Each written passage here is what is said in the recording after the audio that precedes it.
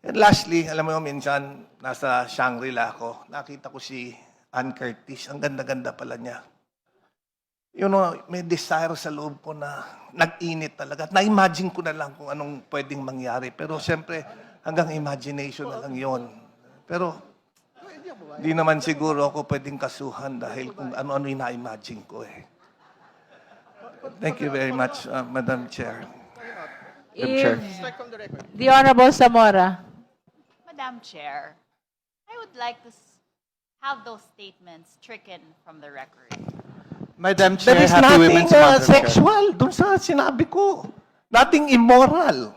It's just, I said, may na-imagine ako. I think there is nothing wrong. Nevertheless, Madam Madam Chair, Chair. I want that deleted in the record. Can the chair hear the proper motion towards I striking make a out motion, from the Madam record? Chair. Honorable Zamora. Madam Chair, I move to strike those statements from the record. Objection, Madam Chair. There is a motion to strike out from the record the earlier manifestation of the Honorable Suntay about his imagination upon seeing Ann Curtis. Do I hear a second? I second. Second, Same Madam has Chair. been seconded. Is there any objection? The same has been objected to. Let us now divide the House. Those who are in favor of the motion, please raise your right hand.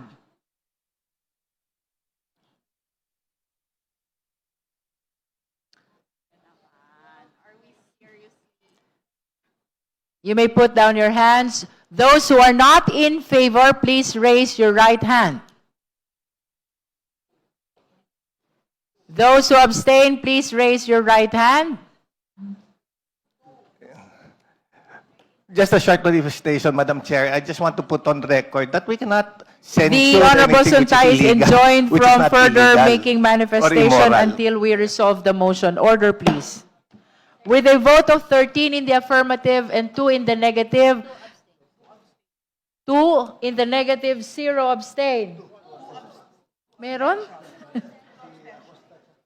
I will say it again.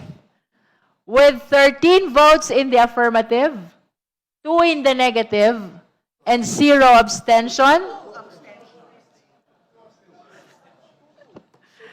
let the chair say it for the third time. With 13 votes in the affirmative, 2 in the negative, and 2 abstention, the chair orders that the earlier manifestation of the Honorable Suntay be stricken out from the record. So ordered. Madam Chair, manifestation. Now you're allowed to make a manifestation.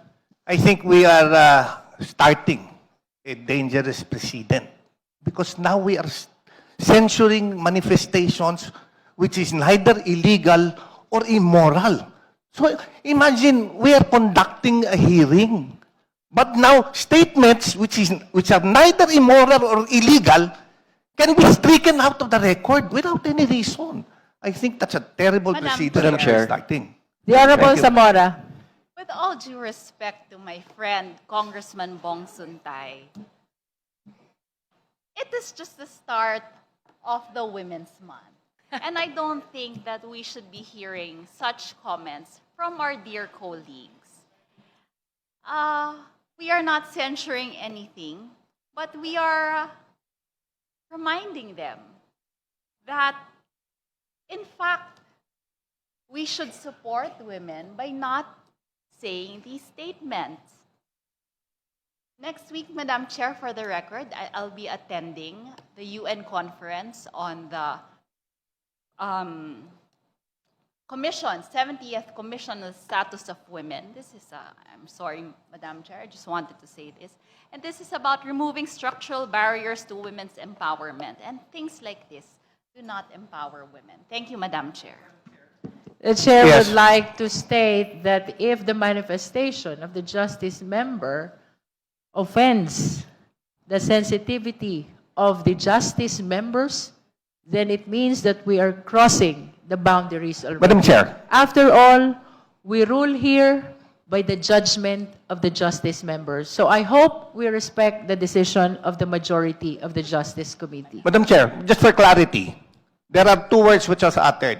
I want to know, Which was offensive? The word desire Point of or the point word of order. imagination? Madam Chair, point of order, Madam. The Honorable Suntay is reminded that Point of order, Madam Chair. Point of as order. to whether or not the manifestation is indeed No, because suggestive I just of want to know what is morality. being... Order, please. The Point chair of order. is I'm addressing the committee. I'm raising a point of order, Madam Chair, on the basis that... Please let the chair finish with her statement. As to whether or not the manifestation of the Honorable Suntay is offensive of our morality is a judgment that belongs exclusively to the justice members. I think the majority have spoken already. Madam The Chair, Honorable Adjong is... Thank you.